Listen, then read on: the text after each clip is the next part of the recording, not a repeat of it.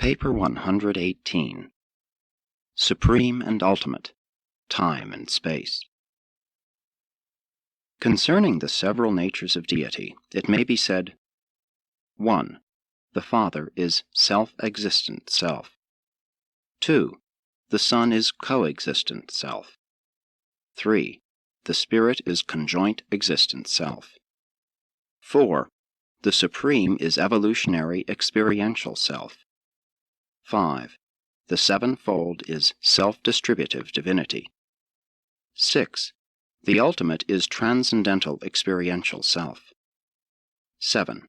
The Absolute is existential experiential self. While God the Sevenfold is indispensable to the evolutionary attainment of the Supreme is also indispensable to the eventual emergence of the Ultimate. And the dual presence of the Supreme and the Ultimate constitutes the basic association of sub-absolute and derived deity, for they are interdependently complemental in the attainment of destiny. Together they constitute the experiential bridge linking the beginnings and the completions of all creative growth in the Master Universe. Creative growth is unending but ever satisfying, endless in extent but always punctuated by those personality-satisfying moments of transient goal attainment which serve so effectively as the mobilization preludes to new adventures in cosmic growth, universe exploration, and deity attainment. While the domain of mathematics is beset with qualitative limitations, it does provide the finite mind with a conceptual basis of contemplating infinity. There is no quantitative limitation to numbers, even in the comprehension of the finite mind. No matter how large the number conceived, you can always envisage one more being added. And also, you can comprehend that this is short of infinity, for no matter how many times you repeat this addition to number, still always one more can be added.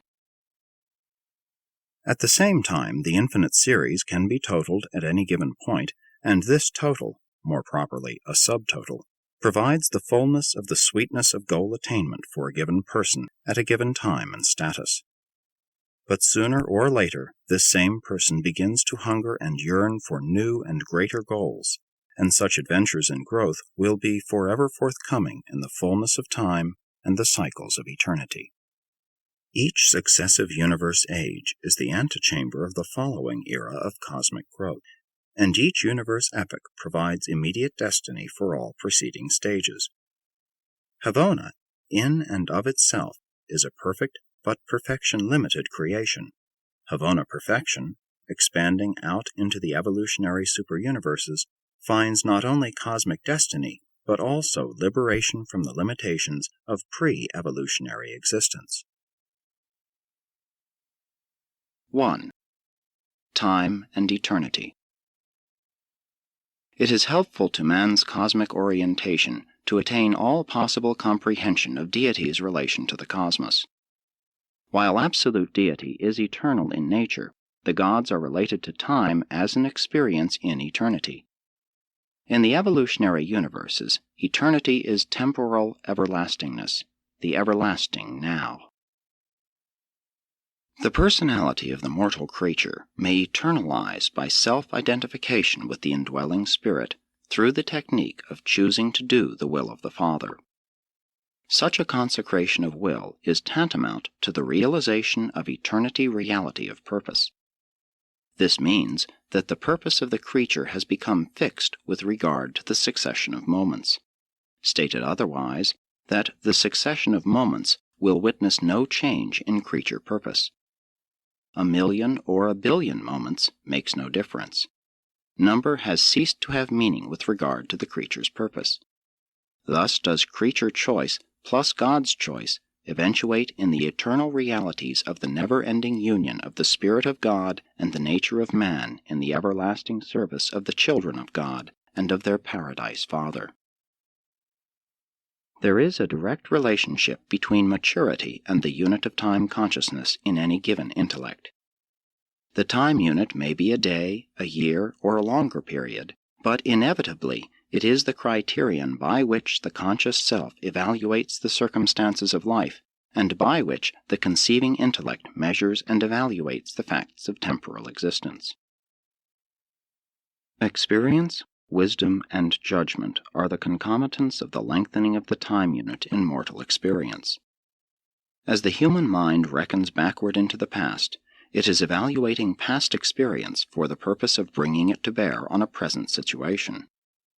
As mind reaches out into the future, it is attempting to evaluate the future significance of possible action. And having thus reckoned with both experience and wisdom, the human will exercises judgment decision in the present, and the plan of action thus born of the past and the future becomes existent. In the maturity of the developing self, the past and future are brought together to illuminate the true meaning of the present. As the self matures, it reaches further and further back into the past for experience, while its wisdom forecasts seek to penetrate deeper and deeper into the unknown future. And as the conceiving self extends this reach ever further into both past and future, so does judgment become less and less dependent on the momentary present. In this way does decision-action begin to escape from the fetters of the moving present, while it begins to take on the aspects of past-future significance. Patience is exercised by those mortals whose time units are short. True maturity transcends patience by a forbearance born of real understanding. To become mature is to live more intensely in the present, at the same time escaping from the limitations of the present. The plans of maturity, founded on past experience, are coming into being in the present in such manner as to enhance the values of the future. The time unit of immaturity concentrates meaning value into the present moment in such a way as to divorce the present of its true relationship to the not present, the past future.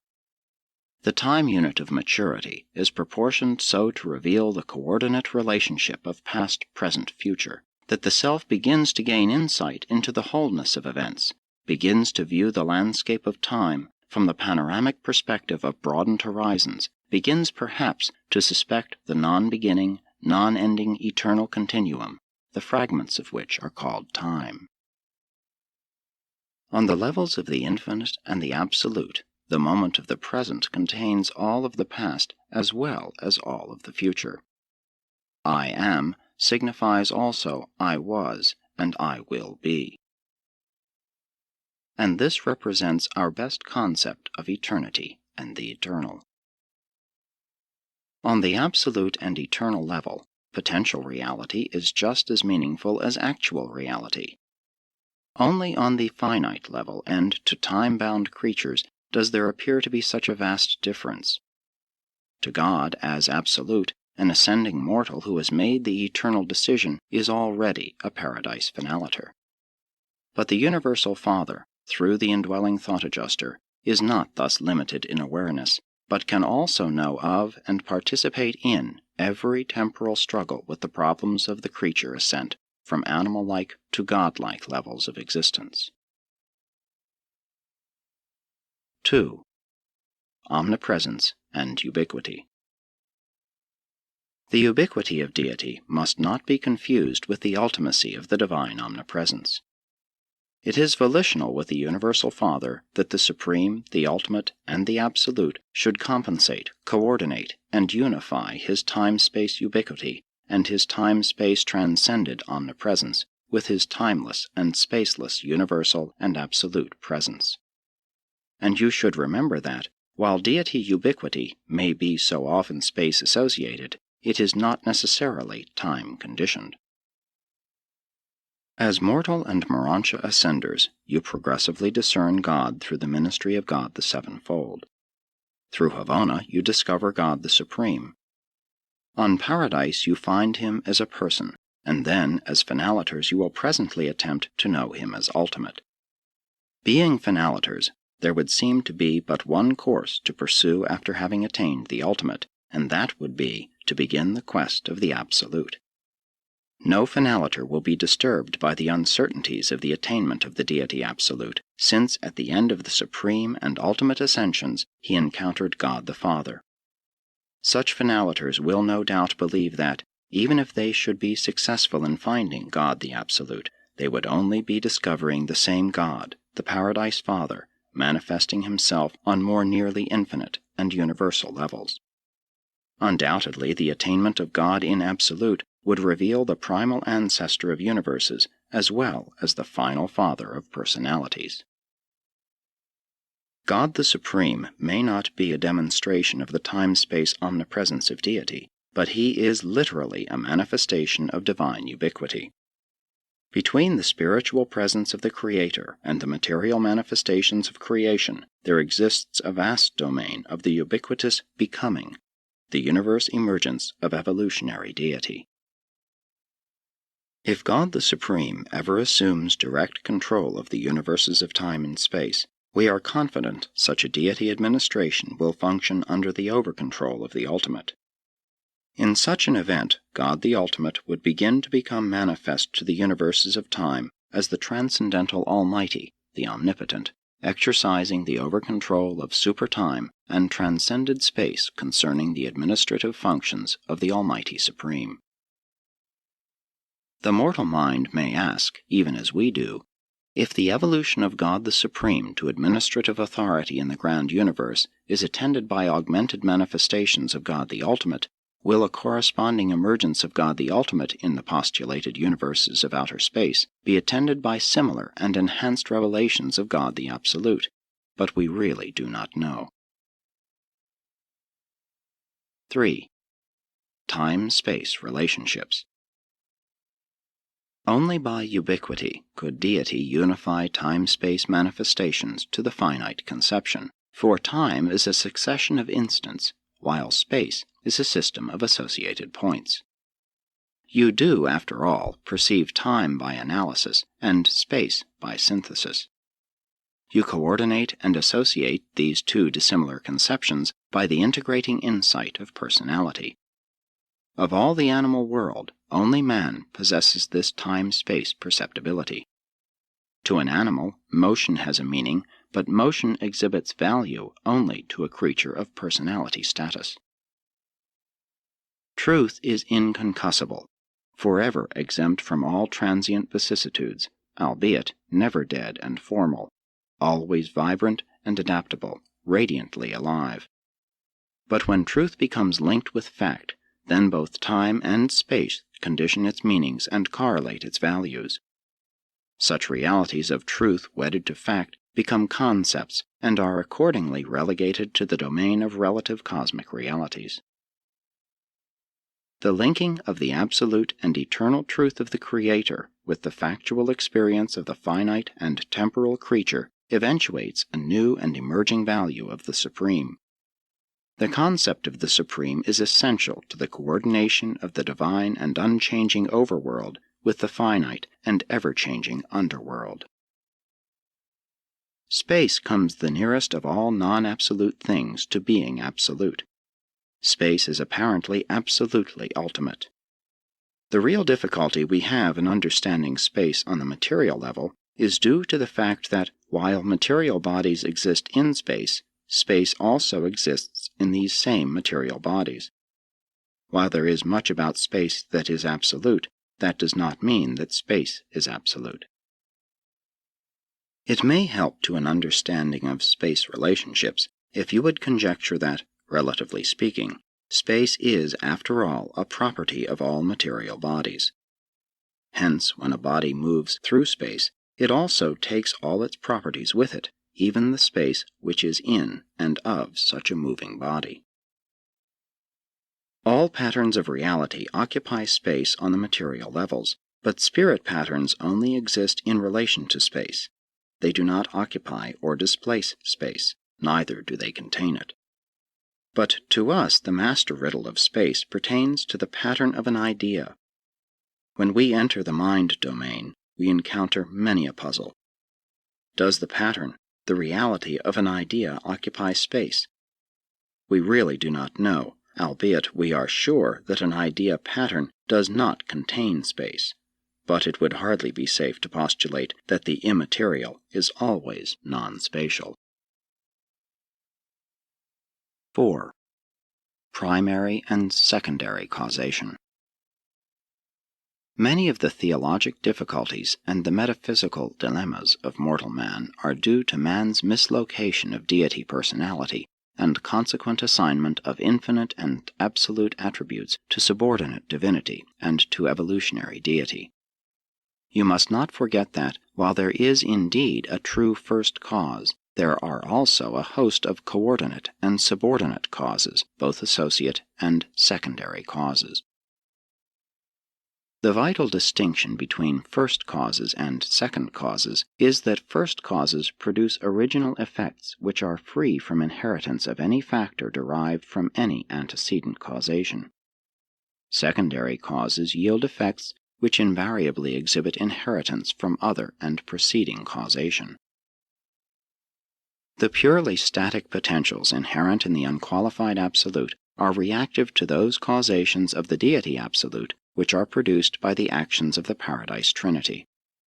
In the presence of the universal absolute, these causative impregnated static potentials forthwith become active and responsive to the influence of certain transcendental agencies whose actions result in the transmutation of these activated potentials to the status of true universe possibilities for development, actualized capacities for growth.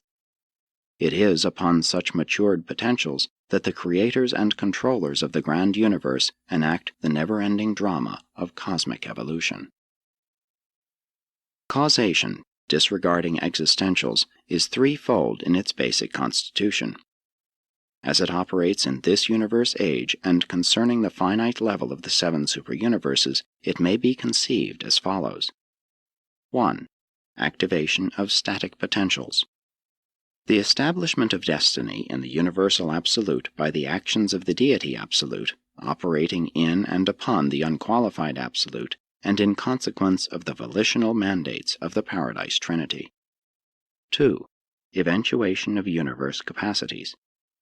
This involves the transformation of undifferentiated potentials into segregated and defined plans. This is the act of the ultimacy of deity and of the manifold agencies of the transcendental level. Such acts are in perfect anticipation of the future needs of the entire Master Universe. It is in connection with the segregation of potentials that the architects of the Master Universe exist as the veritable embodiments of the deity concept of the universes. Their plans appear to be ultimately space-limited in extent by the concept periphery of the Master Universe, but as plans, they are not otherwise conditioned by time or space. 3. Creation and evolution of universe actuals. It is upon a cosmos impregnated by the capacity-producing presence of the ultimacy of deity that the supreme creators operate to effect the time transmutations of matured potentials into experiential actuals. Within the Master Universe, all actualization of potential reality is limited by ultimate capacity for development, and is time-space conditioned in the final stages of emergence. The Creator Sons going out from Paradise are, in actuality, transformative creators in the cosmic sense. But this in no manner invalidates man's concept of them as creators. From the finite viewpoint, they certainly can and do create. 5. Omnipotence and compossibility. The omnipotence of deity does not imply the power to do the non-doable.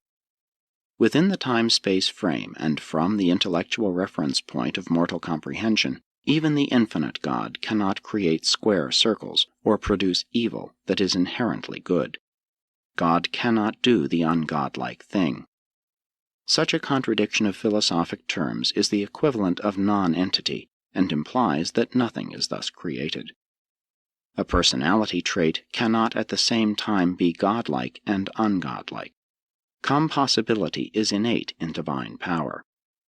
And all of this is derived from the fact that omnipotence not only creates things with a nature, but also gives origin to the nature of all things and beings. In the beginning, the Father does all, but as the panorama of eternity unfolds in response to the will and mandates of the infinite, it becomes increasingly apparent that creatures, even men, are to become God's partners in the realization of finality of destiny.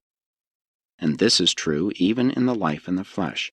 When man and God enter into a partnership, no limitation can be placed upon the future possibilities of such a partnership. When man realizes that the Universal Father is his partner in eternal progression, when he fuses with the indwelling Father Presence, he has, in spirit, broken the fetters of time and has already entered upon the progressions of eternity in the quest for the Universal Father. Mortal consciousness proceeds from the fact to the meaning and then to the value. Creator consciousness proceeds from the thought value through the word meaning to the fact of action. Always must God act to break the deadlock of the unqualified unity inherent in existential infinity. Always must Deity provide the pattern universe, the perfect personalities, the original truth, beauty, and goodness for which all sub-deity creations strive. Always must God first find man, that man may later find God. Always must there be a universal Father before there can ever be universal sonship and consequent universal brotherhood. 6. Omnipotence and Omnificence. God is truly omnipotent, but he is not omnificent. He does not personally do all that is done. Omnipotence embraces the power potential of the Almighty Supreme and the Supreme Being, but the volitional acts of God the Supreme are not the personal doings of God the Infinite. To advocate the omnificence of primal deity would be equal to disenfranchising well-nigh 1,000,000 creator sons of paradise, not to mention the innumerable hosts of various other orders of concurring creative assistance. There is but one uncaused cause in the whole universe. All other causes are derivatives of this one first great source and center. And none of this philosophy does any violence to the free willness of the myriads of the children of deity scattered through a vast universe. Within a local frame, volition may appear to function as an uncaused cause, but it unfailingly exhibits inheritance factors which establish relationship with the unique, original, and absolute first causes. All volition is relative. In the originating sense, only the Father I Am possesses finality of volition. In the absolute sense, only the Father, the Son, and the Spirit exhibit the prerogatives of volition unconditioned by time and unlimited by space. Mortal man is endowed with free will, the power of choice, and though such choosing is not absolute, nevertheless it is relatively final on the finite level and concerning the destiny of the choosing personality. Volition on any level short of the absolute encounters limitations which are constitutive in the very personality exercising the power of choice. Man cannot choose beyond the range of that which is choosable. He cannot, for instance, choose to be other than a human being, except that he can elect to become more than a man. He can choose to embark upon the voyage of universe ascension, but this is because the human choice and the divine will happen to be coincident upon this point, and what a son desires and the Father wills will certainly come to pass. In the mortal life, paths of differential conduct are continually opening and closing, and during the times when choice is possible, the human personality is constantly deciding between these many courses of action. Temporal volition is linked to time, and it must await the passing of time to find opportunity for expression. Spiritual volition has begun to taste liberation from the fetters of time, having achieved partial escape from time's sequence, and that is because spiritual volition is self-identifying with the will of God. Volition, the act of choosing, must function within the universe frame which has actualized in response to higher and prior choosing. The entire range of human will is strictly finite limited except in one particular. When man chooses to find God and to be like him, such a choice is superfinite. Only eternity can disclose whether this choice is also superabsonite. To recognize deity omnipotence is to enjoy security in your experience of cosmic citizenship, to possess assurance of safety in the long journey to paradise. But to accept the fallacy of omnificence is to embrace the colossal error of pantheism. 7. Omniscience and predestination. The function of creator will and creature will in the grand universe operates within the limits and in accordance with the possibilities established by the master architects. This foreordination of these maximum limits does not, however, in the least abridge the sovereignty of creature will within these boundaries. Neither does ultimate foreknowledge, full allowance for all finite choice, constitute an abrogation of finite volition. A mature and far-seeing human being might be able to forecast the decision of some younger associate most accurately, but this foreknowledge takes nothing away from the freedom and genuineness of the decision itself. The gods have wisely limited the range of the action of immature will, but it is true will, nonetheless, within these defined limits. Even the supreme correlation of all past, present, and future choice does not invalidate the authenticity of such choosings. It rather indicates the foreordained trend of the cosmos and suggests foreknowledge of those volitional beings who may or may not elect to become contributory parts of the experiential actualization of all reality. Error in finite choosing is time-bound and time-limited. It can exist only in time and within the evolving presence of the Supreme Being. Such mistaken choosing is time-possible and indicates, besides the incompleteness of the Supreme, that certain range of choice with which immature creatures must be endowed in order to enjoy universe progression by making free will contact with reality. Sin in time-conditioned space clearly proves the temporal liberty, even license, of the finite will. Sin depicts immaturity dazzled by the freedom of the relatively sovereign will of personality, while failing to perceive the supreme obligations and duties of cosmic citizenship. Iniquity in the finite domains reveals the transient reality of all God-unidentified selfhood. Only as a creature becomes God-identified does he become truly real in the universes. Finite personality is not self-created, but in the super-universe arena of choice it does self-determine destiny. The bestowal of life renders material energy systems capable of self-perpetuation, self-propagation, and self-adaptation. The bestowal of personality imparts to living organisms the further prerogatives of self-determination, self-evolution, and self-identification with the fusion spirit of deity. Subpersonal living things indicate mind-activating energy matter, first as physical controllers, and then as adjutant mind spirits. Personality endowment comes from the Father and imparts unique prerogatives of choice to the living system. But if personality has the prerogative of exercising volitional choice of reality identification, and if this is a true and free choice, then must evolving personality also have the possible choice of becoming self-confusing, self-disrupting, and self-destroying. The possibility of cosmic self-destruction cannot be avoided if the evolving personality is to be truly free in the exercise of finite will. Therefore is there increased safety in narrowing the limits of personality choice throughout the lower levels of existence. Choice becomes increasingly liberated as the universes are ascended.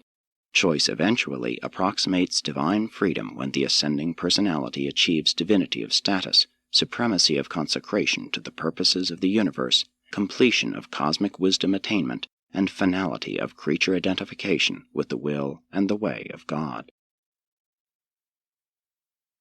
8. Control and over-control. In the time-space creations, free will is hedged about with restraints, with limitations. Material life evolution is first mechanical, then mind-activated, and, after the bestowal of personality, it may become spirit-directed. Organic evolution on the inhabited worlds is physically limited by the potentials of the original physical life implantations of the life carriers. Mortal man is a machine, a living mechanism. His roots are truly in the physical world of energy. Many human reactions are mechanical in nature. Much of life is machine-like. But man, a mechanism, is much more than a machine. He is mind-endowed and spirit-indwelt. And though he can never throughout his material life escape the chemical and electrical mechanics of his existence, he can increasingly learn how to subordinate this physical life machine to the directive wisdom of experience by the process of consecrating the human mind to the execution of the spiritual urges of the indwelling thought adjuster. The spirit liberates, and the mechanism limits the function of will. Imperfect choice, uncontrolled by mechanism, unidentified with spirit, is dangerous and unstable. Mechanical dominance ensures stability at the expense of progress. Spirit alliance liberates choice from the physical level and at the same time assures the divine stability produced by augmented universe insight and increased cosmic comprehension.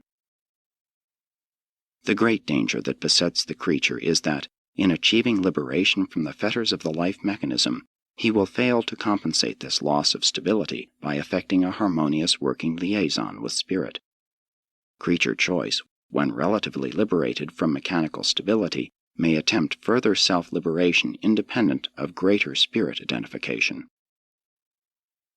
The whole principle of biologic evolution makes it impossible for primitive man to appear on the inhabited worlds with any large endowment of self-restraint. Therefore does the same creative design which purposed evolution likewise provide those external restraints of time and space, hunger and fear, which effectively circumscribe the sub-spiritual choice range of such uncultured creatures. As man's mind successfully overstrides increasingly difficult barriers, this same creative design has also provided for the slow accumulation of the racial heritage of painfully garnered experiential wisdom. In other words, for the maintenance of a balance between the diminishing external restraints and the augmenting internal restraints. The slowness of evolution, of human cultural progress, testifies to the effectiveness of that brake, material inertia, which so efficiently operates to retard dangerous velocities of progress. When material achievement outruns the evolution of worship wisdom, then does civilization contain within itself the seeds of retrogression, and unless buttressed by the swift augmentation of experiential wisdom, such human societies will recede from high but premature levels of attainment, and the dark ages of the interregnum of wisdom will bear witness to the inexorable restoration of the imbalance between self-liberty and self-control. The iniquity of Caligastia was the bypassing of the time governor of progressive human liberation, the gratuitous destruction of restraining barriers, barriers which the mortal minds of those times had not experientially overridden. That mind which can effect a partial abridgment of time and space, by this very act proves itself possessed of the seeds of wisdom which can effectively serve in lieu of the transcended barrier of restraint. Lucifer similarly sought to disrupt the time governor operating in restraint of the premature attainment of certain liberties in the local system.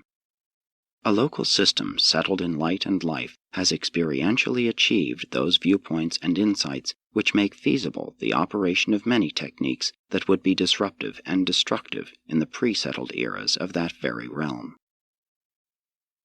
As man shakes off the shackles of fear, as he bridges continents and oceans with his machines, generations and centuries with his records, he must substitute for each transcended restraint a new and voluntarily assumed restraint in accordance with the moral dictates of expanding human wisdom. These self-imposed restraints are at once the most powerful and the most tenuous of all the factors of human civilization, concepts of justice and ideals of brotherhood.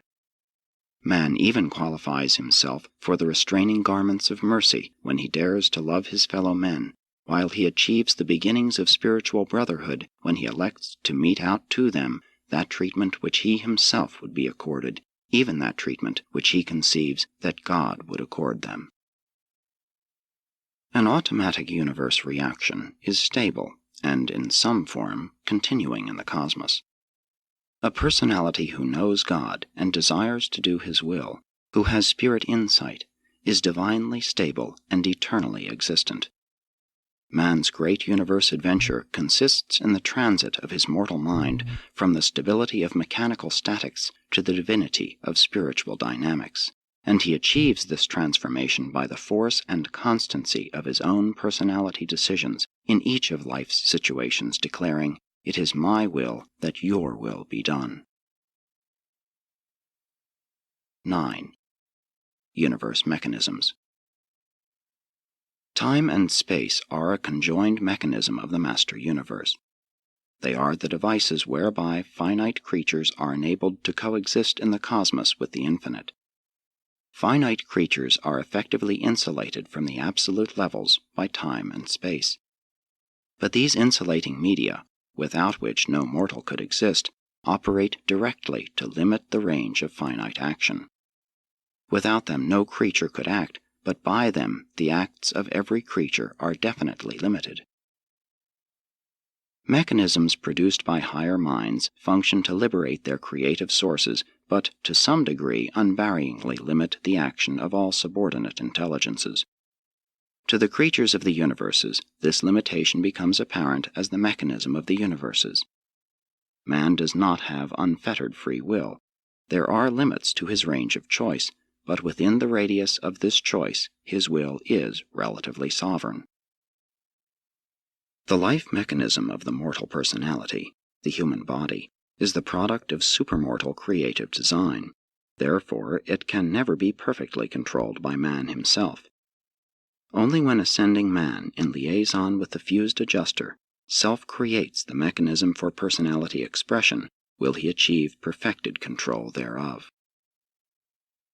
The grand universe is mechanism as well as organism, mechanical and living, a living mechanism activated by a supreme mind, coordinating with a supreme spirit, and finding expression on maximum levels of power and personality unification as the supreme being.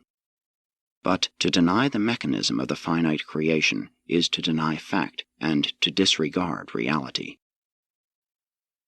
Mechanisms are the products of mind, creative mind acting on and in cosmic potentials. Mechanisms are the fixed crystallizations of creator thought, and they ever function true to the volitional concept that gave them origin.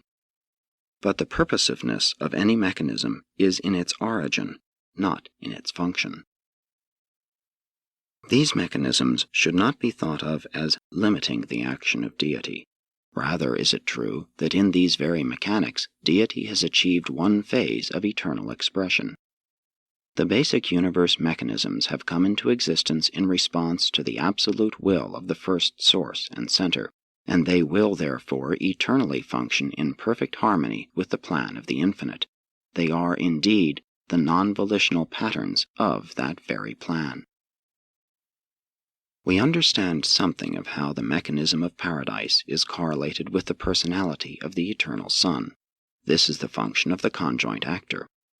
And we have theories regarding the operations of the universal absolute with respect to the theoretical mechanisms of the unqualified and the potential person of the deity absolute. But in the evolving deities of supreme and ultimate, we observe that certain impersonal phases are being actually united with their volitional counterparts, and thus there is evolving a new relationship between pattern and person. In the eternity of the past, the Father and the Son found union in the unity of the expression of the infinite Spirit. If, in the eternity of the future, the Creator Sons and the creative spirits of the local universes of time and space should attain creative union in the realms of outer space, what would their unity create as the combined expression of their divine natures? It may well be that we are to witness a hitherto unrevealed manifestation of ultimate deity, a new type of super-administrator. Such beings would embrace unique prerogatives of personality, being the union of personal creator, impersonal creative spirit, mortal creature experience, and progressive personalization of the divine minister. Such beings could be ultimate in that they would embrace personal and impersonal reality, while they would combine the experiences of creator and creature. Whatever the attributes of such third persons of these postulated functioning trinities of the creations of outer space, they will sustain something of the same relation to their Creator Fathers and their creative mothers that the Infinite Spirit does to the Universal Father and the Eternal Son. God the Supreme is the personalization of all universe experience, the focalization of all finite evolution, the maximation of all creature reality, the consummation of cosmic wisdom, the embodiment of the harmonious beauties of the galaxies of time, the truth of cosmic mind meanings, and the goodness of supreme spirit values. And God the Supreme will, in the eternal future, synthesize these manifold finite diversities into one experientially meaningful whole, even as they are now existentially united on absolute levels in the Paradise Trinity. 10. Functions of Providence. Providence does not mean that God has decided all things for us and in advance. God loves us too much to do that, for that would be nothing short of cosmic tyranny. Man does have relative powers of choice. Neither is the divine love that short-sighted affection which would pamper and spoil the children of men. The Father, Son, and Spirit, as the Trinity, are not the Almighty Supreme, but the supremacy of the Almighty can never be manifest without them. The growth of the Almighty is centered on the absolutes of actuality and predicated on the absolutes of potentiality. But the functions of the Almighty Supreme are related to the functions of the Paradise Trinity. It would appear that, in the Supreme Being, all phases of universe activity are being partially reunited by the personality of this experiential deity. When, therefore, we desire to view the Trinity as one God, and if we limit this concept to the present known and organized grand universe, we discover that the evolving Supreme Being is the partial portraiture of the Paradise Trinity. And we further find that this Supreme Deity is evolving as the personality synthesis of finite matter, mind, and spirit in the grand universe. The gods have attributes, but the Trinity has functions, and, like the Trinity, Providence is a function, the composite of the other-than-personal over-control of the universe of universes, extending from the evolutionary levels of the sevenfold, synthesizing in the power of the Almighty, on up through the transcendental realms of the ultimacy of deity. God loves each creature as a child, and that love overshadows each creature throughout all time and eternity. Providence functions with regard to the total, and deals with the function of any creature as such function is related to the total. Providential intervention with regard to any being is indicative of the importance of the function of that being as concerns the evolutionary growth of some total. Such total may be the total race, the total nation, the total planet, or even a higher total. It is the importance of the function of the creature that occasions providential intervention, not the importance of the creature as a person. Nevertheless, the Father as a person may at any time interpose a fatherly hand in the stream of cosmic events, all in accordance with the will of God, and in consonance with the wisdom of God, and as motivated by the love of God.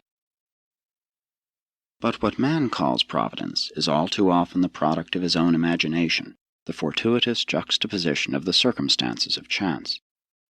There is, however, a real and emerging providence in the finite realm of universe existence, a true and actualizing correlation of the energies of space, the motions of time, the thoughts of intellect, the ideals of character, the desires of spiritual natures, and the purposive volitional acts of evolving personalities.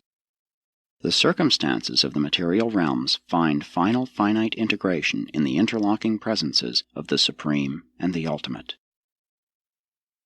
As the mechanisms of the grand universe are perfected to a point of final precision through the over-control of mind, and as creature mind ascends to the perfection of divinity attainment through perfected integration with spirit, and as the Supreme consequently emerges as an actual unifier of all these universe phenomena, so does providence become increasingly discernible. Some of the amazingly fortuitous conditions occasionally prevailing on the evolutionary worlds may be due to the gradually emerging presence of the Supreme, the foretasting of his future universe activities. Most of what a mortal would call providential is not. His judgment of such matters is very handicapped by lack of far-sighted vision into the true meanings of the circumstances of life. Much of what a mortal would call good luck might really be bad luck. The smile of fortune that bestows unearned leisure and undeserved wealth may be the greatest of human afflictions. The apparent cruelty of a perverse fate that heaps tribulation upon some suffering mortal may in reality be the tempering fire that is transmuting the soft iron of immature personality into the tempered steel of real character. There is a providence in the evolving universes, and it can be discovered by creatures to just the extent that they have attained capacity to perceive the purpose of the evolving universes. Complete capacity to discern universe purposes equals the evolutionary completion of the creature, and may otherwise be expressed as the attainment of the supreme within the limits of the present state of the incomplete universes. The love of the Father operates directly in the heart of the individual, independent of the actions or reactions of all other individuals. The relationship is personal, man and God. The impersonal presence of Deity, Almighty Supreme and Paradise Trinity, manifests regard for the whole, not the part. The providence of the over-control of supremacy becomes increasingly apparent as the successive parts of the universe progress in the attainment of finite destinies. As the systems, constellations, universes, and superuniverses become settled in light and life, the Supreme increasingly emerges as the meaningful correlator of all that is transpiring, while the ultimate gradually emerges as the transcendental unifier of all things. In the beginnings on an evolutionary world, the natural occurrences of the material order and the personal desires of human beings often appear to be antagonistic.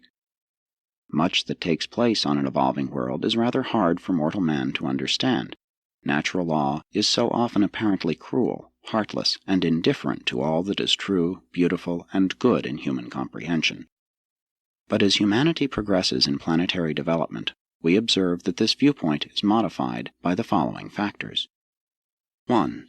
Man's augmenting vision, his increased understanding of the world in which he lives, his enlarging capacity for the comprehension of the material facts of time, the meaningful ideas of thought, and the valuable ideals of spiritual insight.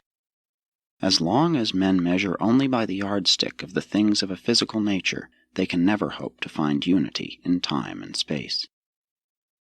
2. Man's increasing control, the gradual accumulation of the knowledge of the laws of the material world, the purposes of spiritual existence, and the possibilities of the philosophic coordination of these two realities.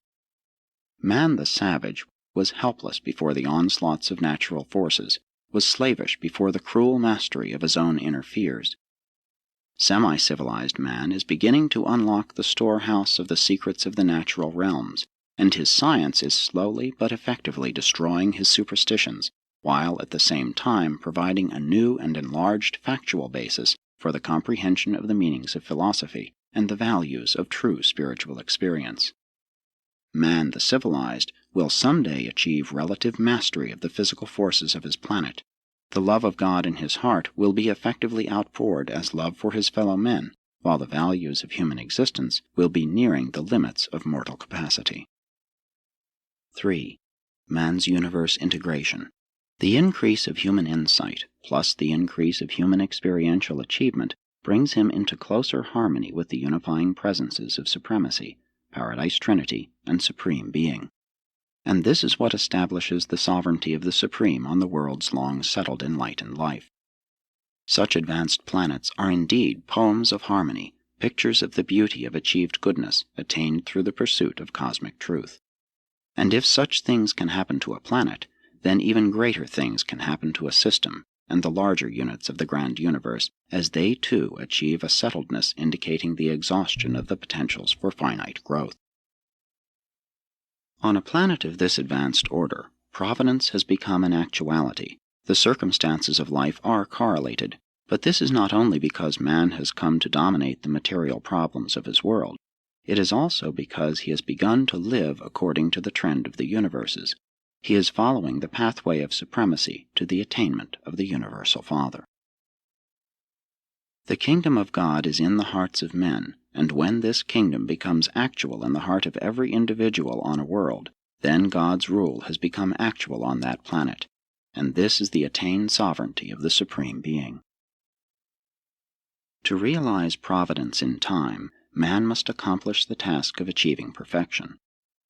But man can even now foretaste this providence in its eternity meanings as he ponders the universe fact that all things, be they good or evil, work together for the advancement of God-knowing mortals in their quest for the Father of all. Providence becomes increasingly discernible as men reach upward from the material to the spiritual. The attainment of completed spiritual insight enables the ascending personality to detect harmony in what was theretofore chaos. Even Urantia Book represents a real advance in this direction. Providence is in part the over-control of the incomplete Supreme manifested in the incomplete universes, and it must therefore ever be 1. Partial, due to the incompleteness of the actualization of the Supreme Being, and 2. Unpredictable, due to the fluctuations in creature attitude, which ever varies from level to level, thus causing apparently variable reciprocal response in the Supreme. When men pray for providential intervention in the circumstances of life, many times the answer to their prayer is their own changed attitudes toward life. But providence is not whimsical, neither is it fantastic nor magical. It is the slow and sure emergence of the mighty sovereign of the finite universes, whose majestic presence the evolving creatures occasionally detect in their universe progressions. Providence is the sure and certain march of the galaxies of space and the personalities of time toward the goals of eternity, first in the Supreme, then in the ultimate, and perhaps in the absolute. And in infinity we believe there is the same providence, and this is the will, the actions, the purpose of the Paradise Trinity, thus motivating the cosmic panorama of universes upon universes. Sponsored by a mighty messenger temporarily sojourning on Urantia.